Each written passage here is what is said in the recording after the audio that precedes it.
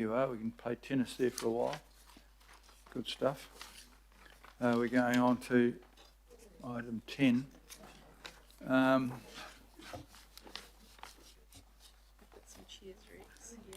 There's some recommendations here. Do you want me to talk to this initially?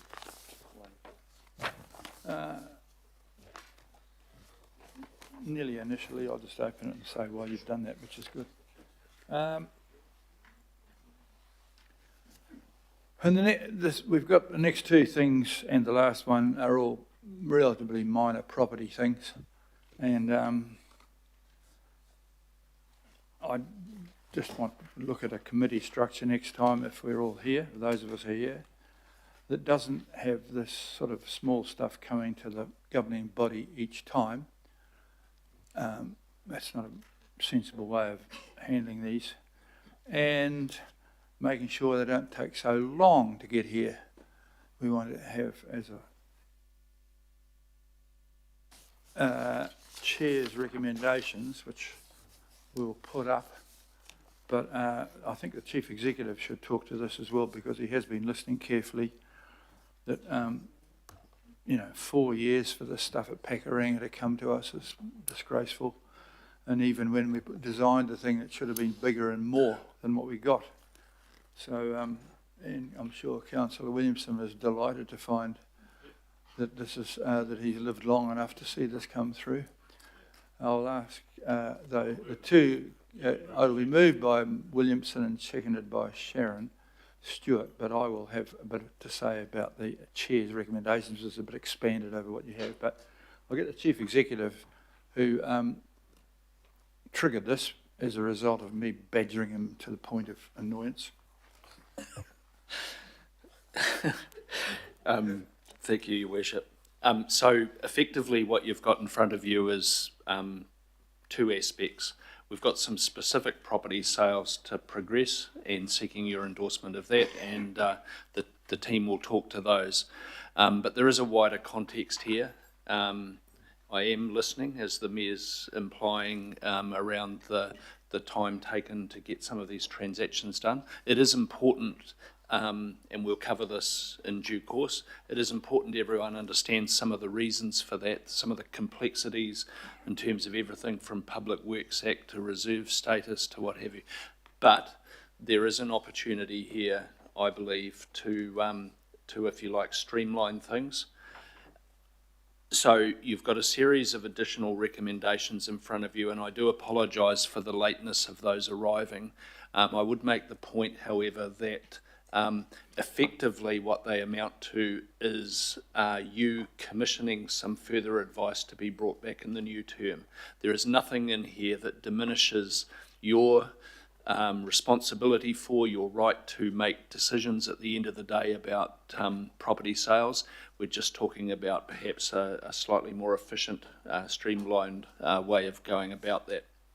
So the recommendations, I think, speak for themselves in that regard. I'll pause at that point, and perhaps my colleagues would like to talk to the specific recommendations around the sales. Thank you. We do have a number of small properties before you today. The first one is 210A Onehunga Mall in Onehunga. This property forms part of the Transform Onehunga Priority Location Program, which was approved by Council in 2017 to deliver urban regeneration in the town centre.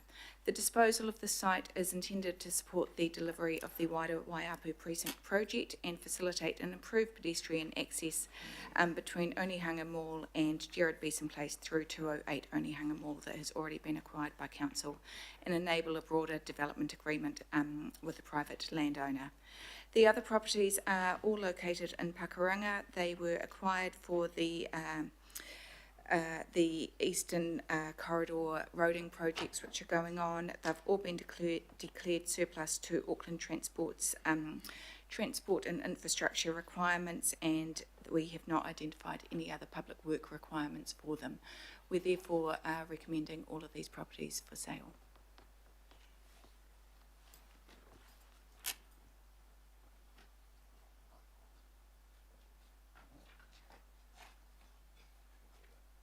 I've got questions about this. Councillor Williamson. I'll wait for comments. Okay. Well, I'm going to ask why it took so blooming long. I know there was a squabble over whether Auckland Council or Auckland Transport had the right to shift the titles, and that ping pong went on for a while. Can you just take us through the journey to get to these ones, including right from the very start when they designed the road? They cunningly designed the road so that the properties that were spare reduced in value compared to what I would have got out of it. So how do all those things happen? Tell us the story of how we got here, and then I want to go through the chair's recommendations, because I don't like to fix the same flat tyre twice. Thank you, Your Worship. These properties were acquired by Auckland Transport, the majority of the properties, so I'll exclude the Onehunga Mall property from this discussion. The properties in Pakuranga were acquired by Auckland Transport for transport purposes. I do have access to the date of acquisition of every one of those properties. I don't have it right in front of me, so I'm not sure if you want me to manually go through every property file. I can get that information to you, but they were acquired by Auckland Transport. They were all taken under the Public Works Act. I believe the details, they were acquired between 2012 and 2017 for the Eastern Busway Roading Project. That work was completed by Auckland Transport. They were leased by Eke Panuku until Auckland Transport needed them for that roading project. At the time, Auckland Transport advised that they were about to commence that project. The tenants were given notice. The properties were transferred to Auckland Transport. Those works commenced. The properties, the residual land was then legalised, so the land that was to be road was vested as road. The residual land was surveyed, subdivided off it, new titles were issued. It goes through Land Information New Zealand. The Auckland Transport Board then declared it surplus to transport requirements, and it then comes through to us. What we then do is go through the property files, make sure that we're understanding the properties that we've acquired. These properties were acquired fairly recently, so it's not so hard, but what we often do is go back through to make sure that we're not dealing with land that's been taken under, say, one of the Land Acts of the 1800s. A big thing that we're checking for is to understand what Public Works Act requirements that we have. The Public Works Act, in a nutshell, gives council the ability to take any land it needs for a public work, but which is a really significant power. But in giving council or any authority that power, there's also the obligation that if it's not needed for the public work for which it was acquired, or another public work, that it's offered back to the former owners. And there's actually some case law saying that between when a public work stops and offering back to the former owners, we need to do that within 12 months, and that's some fairly recent case law from the Court of Appeal to do with land and the Newmarket Viaduct. So we do seek to move really quickly, particularly when we know there's Public Works Act obligations. There are often delays moving things through the likes of Land Information New Zealand, getting new titles issued, etc., when these sorts of large-scale infrastructure projects take place, so that can add to the delay. What we'll be doing once you make the decision, and sorry, I left out of there, we also consult with the relevant local boards, where before we bring them to the governing body, so that you can take into account the views of the relevant local board. Now, with these properties here, because no public work obligation has been identified, once they've been approved for sale, we'll then go and seek to find the former owners or their immediate successors, because that's who the obligation applies to, and in the first instance we'll offer the property back to them at current market value. If they aren't interested in it, then we'll seek to sell it on the open market. Okay, well, Auckland Transport's coming back into Auckland Council. It's a subsidiary of Auckland Council, and I know that other subsidiaries handle their properties via the owner of the subsidiary. We seem to have lost the plot between the subsidiary and ourselves, because it should have been sold by us without having to transfer it to us. And then at the time that we do major projects like this, despite the fact it's Auckland Transport, if we are the owner of, ultimately owner of the land, then it's been transferred to us because we're selling it, not Auckland Transport, which is bizarre. Why did we do, it sounds like there's one transfer too many there. And it also sounded to me like at the time that the design was taking place there, I mean, I presume that as the leader of, you are the head of optimisation, acquisitions and disposals. Well, as head of optimisation, we should be having a look at purchases for bulk projects to make sure that the designers and the implementers of that are maximising the amount of result we can get out of this. And it appears we haven't been doing that because I look at that thing out there and AT have been allowed to waste a lot of space in the roadway in order to produce the spare sections at a smaller size than what would be easily marketable. And I mean, everything out there when I go to Pakuranga and look at it annoys me. It's nothing like a proper person who is involved in property would even think of allowing to happen. And it's happened there in large scale. And we are well rewarding a large group of people in here for poor results. Which is, and I know the chief executive doesn't want me to be too moaning about it, but we are the second largest property owner, and we're certainly not the second best property seller. So I know we are where we are, and we're going to have to approve this, but this is all leading to why I'll go through now the Chair's recommendations. We do have a very substantial property portfolio. In the context of meeting growing budget pressure, must look for opportunities to best realise its value commercially while still safeguarding community interests for the longer term. The Group Property Framework was endorsed by the Revenue Expenditure and Value Committee, and this is built on 6 core principles. Property does serve a purpose. It has an economic value. It needs to be actively used and managed to maximise public value. Property needs to change over time. Property is part of a shared portfolio.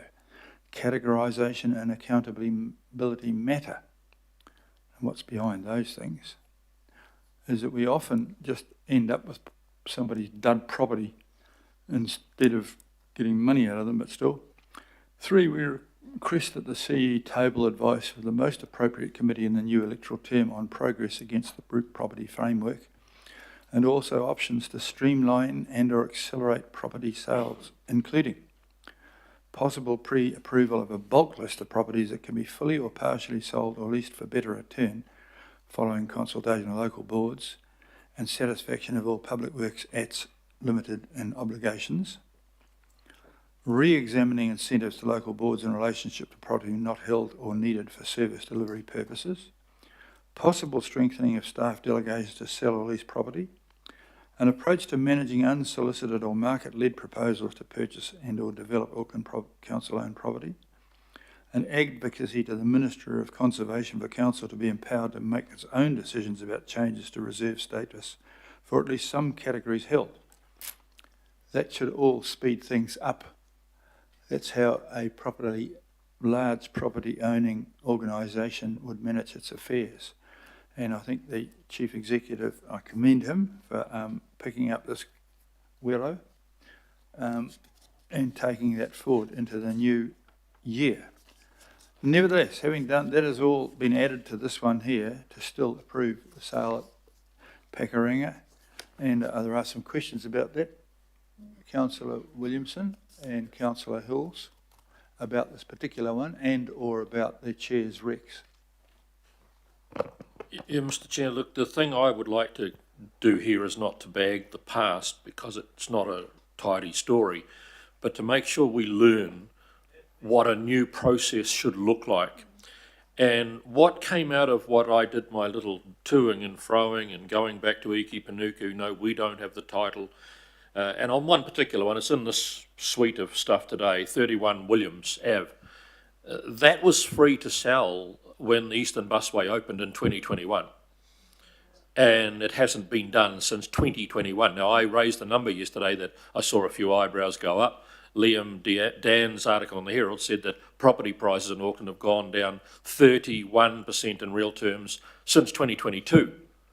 So since 2021, it's probably even more than that we have lost value in that property not just being put straight to the top of a floating list that should be on a computer system, and the moment it's freed from use, somebody who's managing it says no longer needed, somebody else sees it come up the next morning and says we're going to market with that, or we need to take it to the governing body to go to market. And that just didn't even seem to have the people knowing who held the title. And AT said, no, we had passed it over to Iki Panuku, and Iki Panuku said, no, they hadn't, and it turned out they hadn't, and so on. So I'm just hopeful of we get some really robust systems. It's something that I actually managed to drive into Transit New Zealand in the early 90s, because Transit owned huge swathes of land across New Zealand that was being poorly managed. And we ended up with a computer system that was really quite smart. You could go and look at it at any day, and what was bubbling to the top the whole time were those that were available for sale, ready for sale, gone for sale, or sold in different colours. And there was no, or Department X hasn't told Department Y, so we didn't know about it till the title got transferred. And so well done that I think Phil's taken control of this and going to make sure. But it's certainly reason 578 while some of AT stuff should be back here. Because it makes no sense to have different subsidiaries of the operation not even talking to each other about getting rid of a property. When 31 Williams Avenue sells, we're going to get a lot less money than had we sold it at the right time when it first freed up. I'll leave it at that. Well, you've raised a question there of the actual ownership of these. Did Iki Panuku actually own things separately from the council? And does AT own things separate from the council? And are you allowed to sell things from there without having to transfer it to the council? Thank you for the question. All properties acquired by Auckland Transport and that were managed by Iki Panuku were in Auckland Council ownership. So how do we explain Councillor Williamson's fight to find out who owned them? Presumably it was with Auckland Transport and still subject to the completion of the work, and actually the land in front of the Williams Avenue property has not yet been legalised, so that legalisation process is still going through. So the land was transferred before essentially all the work was completed at AT's end to try and streamline things as much as possible. I mean, that seems amazing to me, because I've transferred a lot of property in my day, and sometimes you actually just sell the company that owns it, and that changes the transfer. There isn't actually a transfer via the LINs, and so AT is a subsidiary of ours. Are you saying that all of the things that's still in AT will have to go through some painful process to get into AC from AT so we can carry on? Or can we just say we have taken over the company and thereby we own it, which is what happens outside? Your Worship, I may need to consult with Council's legal team before answering that question. Hang on, aren't you the manager of all these managing bits and pieces? I think it's a very good question, and I think I'm shocked to find you don't know the answer to that, really. But find it out and let us know. But and relying on the legal team to run a property company is not how property companies run. Legal teams service the activity of the property company, and the property company clearly knows what it owns and what it can sell and how it goes about it. So I think you've got a bit of work coming ahead of your CEO.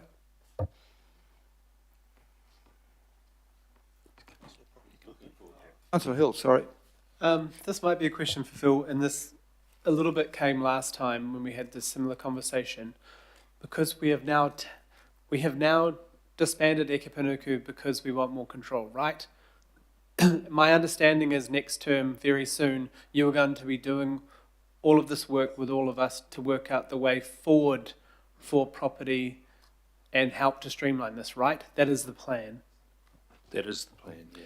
Could you also maybe, and I know the Mayor and Councillor Williamson and others weren't here the last few terms, but maybe this is only a question for Phil, would you agree that property sales have been some of the most contentious, difficult things that politicians and or local boards have either held up, pushed back. Maybe we've made a decision and then the decisions have been tried to reverse, and it's been extremely difficult for the staff to try and get through some of this, sometimes because of the politics. Yes, there have been challenges. I'm not dismissive of the reasons why some of these things are difficult. I think we all understand that there are local community concerns. There's a history with some of these parcels of land. There often are the complexities that have been discussed here. At the end of the day, however, I do think there's an opportunity to streamline some of this, or we wouldn't be committing to doing this work going forward. And also, would you say pre-2021, we were probably leaning a little bit too hard on property sales at $70 million a year, but the targets were mostly met? The history shows that targets have generally been met. There's been an issue, in part for market reasons and what have you, very recently. I won't get into the analysis of that.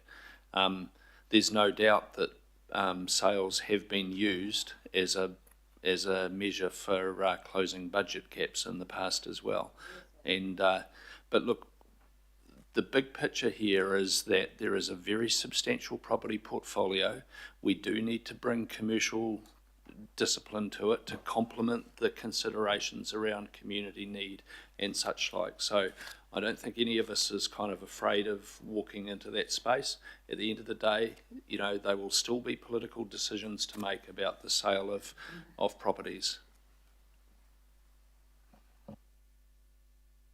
Councillor Watson, please. Sorry that I wasn't here, so I just wanted to quick check with what Richard said. I can't see how there would ever be an issue of selling a property that you'd acquired in order to do the busway, and now you didn't need it, so you could just... There can't be anything like historic significance, or it just should be, we bought some, we got it cleared, we don't need it, it's gone. Yeah, there are very different scenarios here, and yes, I agree with you in relation to properties such as that.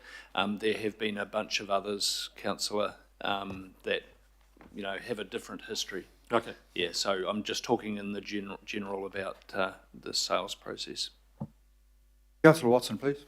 Yeah, thanks. And I guess at the risk of stating the obvious, Panuku have always done what the council has instructed them to do, in anything. And certainly in a number of the sales that we've been involved with, and some of them controversial. I can remember Letitia fronting a very hostile public meeting out in West Harbour to do with a very significant public asset, and she acquitted herself superbly. So I think Panuku along the way have also tried to respond to the directives from council. So I think it's important that that's put on the record too.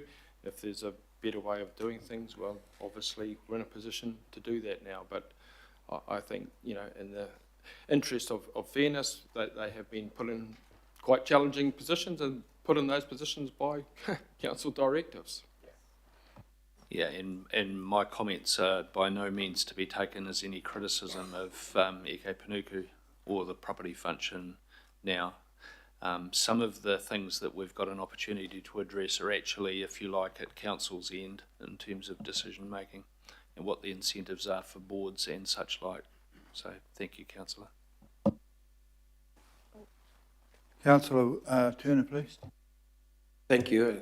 Kind of drifting into comments and questions, I'll try to make a question. I just wanted to ask, just how we'll back up what you've said there. I understand all these complications, and I know how hard everyone works, and I know that we're in the mix too, because we give you directives which you're almost unable to follow. But Mr. Mayor, I back you up on the fact that we have to streamline this as fast as possible. And I go back to Mr. Stabak saying when he left that we had 1,400 and something properties hanging around our neck.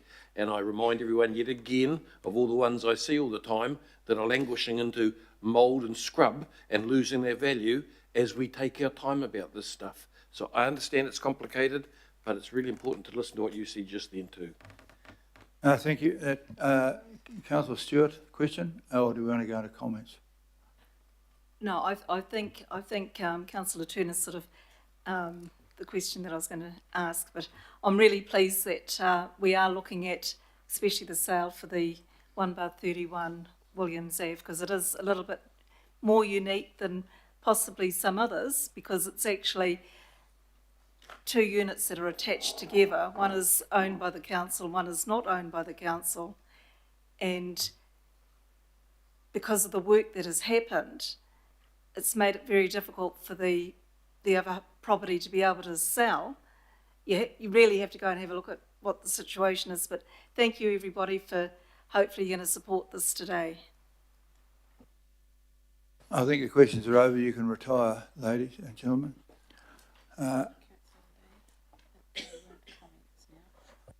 Councillor Lee. Yeah,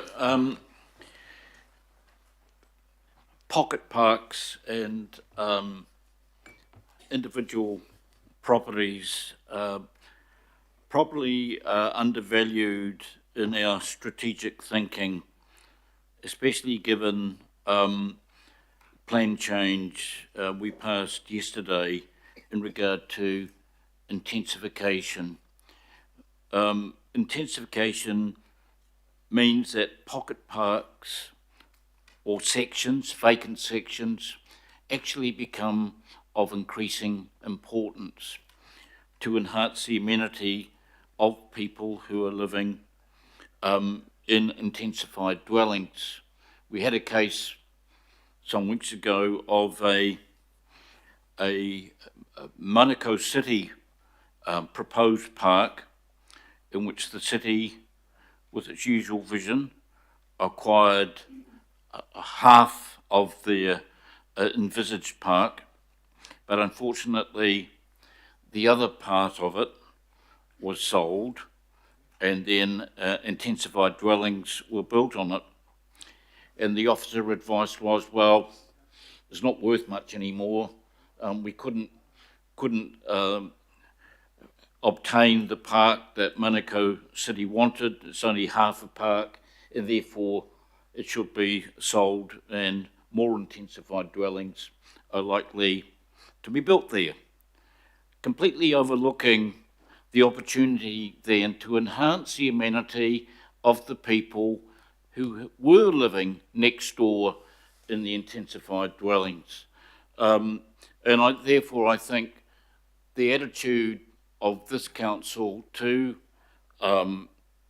local sections, pocket parks and whatever, that all too many are sold off, and quite often in the face of opposition from local boards. So I think when it comes to this sort of delegation, the local boards should have a much greater role in deciding what's important in their areas. Pocket parks have their... I come from a background of building the regional park network, hundreds of hectares, but pocket parks in an urban environment, especially with intensified living, which will be the trend, are actually increasingly important and should be valued as such. Just make that point. Thank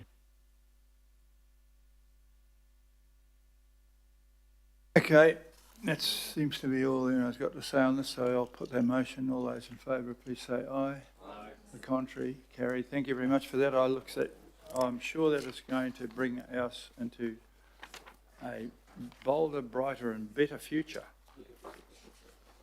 He says bravely. We're now looking at the proposed revocation and disposal of an accessway reserve parcels at Aotea. Now this seems to be quite a good one, but it could also, might have been done before it ever got to us. This came to us back in June. We went and asked the public. This is supported by the local board and the local councillor and the local iwi. Deputy Mayor, would you like to move this and speak to it? Absolutely. And if we get into I think we should take note of what Councillor Darby raised before. We made a better job of automatically talking to iwi. Right, well, we have talked to iwi very strongly in this one, so I just want to make it really clear that the revocation of the reserve status will not result in any appreciable public loss of reserve amenity intended to be protected under the Reserves Act. In fact, the report notes that the community benefit would be better served by the revocation of the reserve status. This is supported by staff in item 9 in the report. They consider the proposal to relocate the public access would result in new accessways which overall better serve the needs of the public. The local board believe it will serve better needs of the public. Ngāti Whātua Ōrākei Reserves Board believe that the relocation of the public access would result in new accessways overall better serving the needs of the public, and so do I. We've had it before. It's two paths in a place A, moving to two places in place B. They will be better. Most importantly, they would have the additional benefit of no ongoing cost to the public. I urge you to support this. Thank you very much.